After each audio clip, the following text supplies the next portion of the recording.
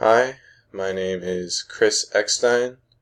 This is my General Chemistry 1 through Doane University Week 4 Lab 2 experiment, the Fireproof Balloon Lab. The date is 6/15/2019. Okay, so obviously today we will be making a fireproof balloon. The materials you need for this experiment are going to be a source of fire, so I have a lighter here,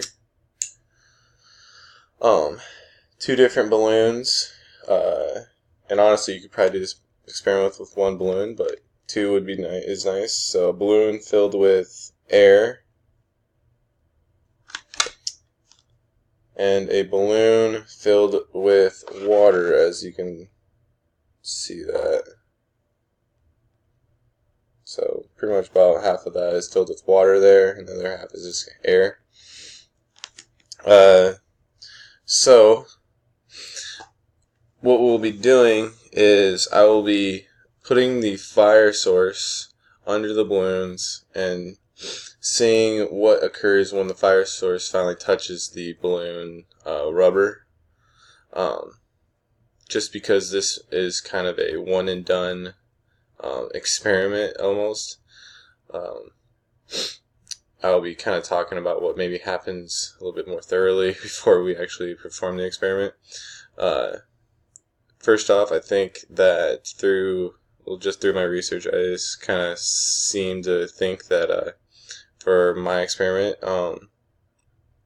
the balloon that is filled with water will not pop immediately when the fire source touches the part of the balloon that has water touching it.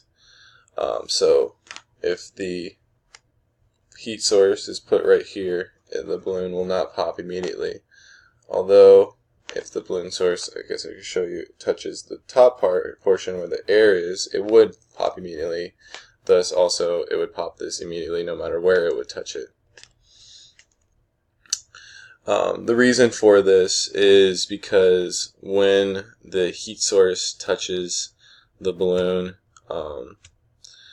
I believe that the water will take the heat energy that is being given off by the fire and distribute it evenly, quickly throughout the water inside the balloon, thus making it so the heat doesn't build up in that one particular area where the fire is touching the rubber part of the balloon.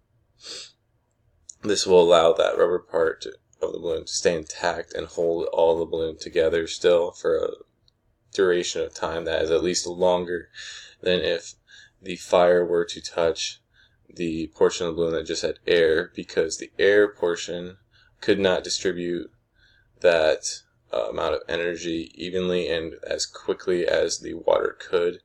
Thus the energy would all stay in that one particular pinpoint area where the fire is touching and almost pop immediately. So we'll try our best to show you here the experiment. This kind of takes two hands to perform, so it's a little messy. So I think the best thing to do is start with the balloon that has the water.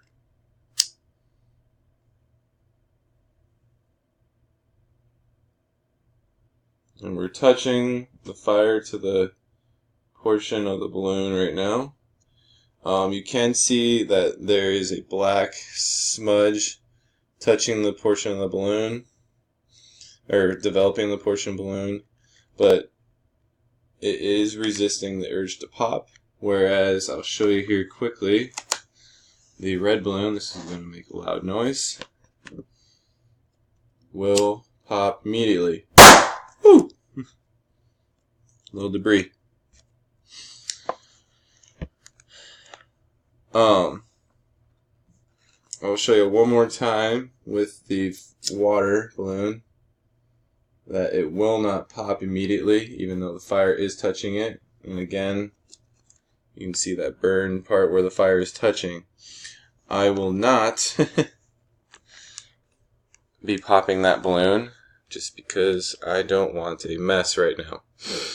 But if it were to touch the top of the balloon where the air was, it would pop immediately. Again, the reason that this occurs is because the portion of the balloon that has water touching it will in fact not pop immediately, because the water is taking that heat energy from the fire and distributing it throughout the water evenly and quickly. If I were to keep that heat energy on that portion of the balloon for a longer period of time, eventually it would pop, just because the water would keep absorbing the heat, but eventually it would be too much heat to absorb, and it would pop the balloon. Thus, also, the balloon integrity would just dissipate over time with that heat touching it. Excuse me. And then again, the reason that the balloon filled with air popped immediately after I touched it with the fire is because that the gas cannot distribute that heat energy quickly and efficiently and evenly throughout itself as a liquid could, thus causing the heat energy to build up in that one particular area again and to pop the balloon immediately. Overall, I thought this experiment went exactly how I thought it was going to. I don't believe any really trouble came from anything.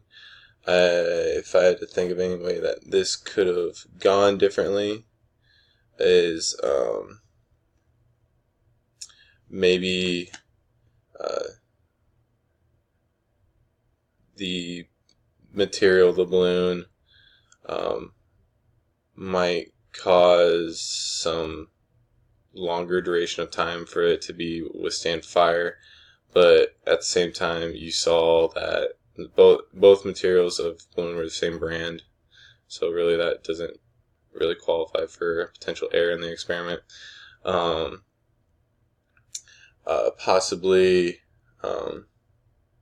I do wonder if cold water versus already warm water would cause a difference in time-wise for the balloon to distribute the amount of heat. I think personally that cold water would take longer to pop versus if it had warm water in it, I think. But I'll leave that experiment to another day. Overall, though, I thought this was a great experiment. And again, my name is Chris Eckstein. This is General Chemistry 1 through Doane University. The Fireproof Balloon Week 4 lab. The date is 6/15/2019. Thank you.